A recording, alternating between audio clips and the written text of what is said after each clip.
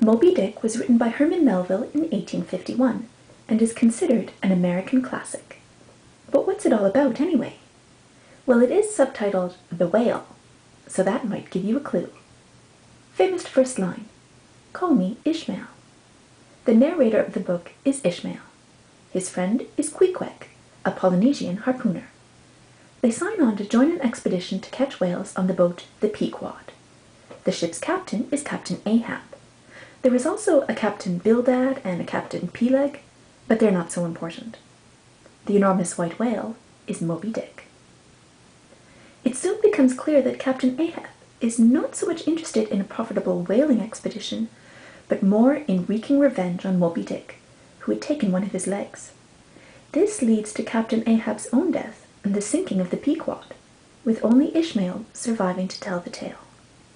Captain Ahab's favorite line, "Hast seen the white whale?" The book shows how small and insignificant we are compared to great sea monsters of the deep, and just how powerless we are when faced with elements like the raging sea. Ahab is killed by his own harpoon, a victim of his own obsession with revenge. The lesson?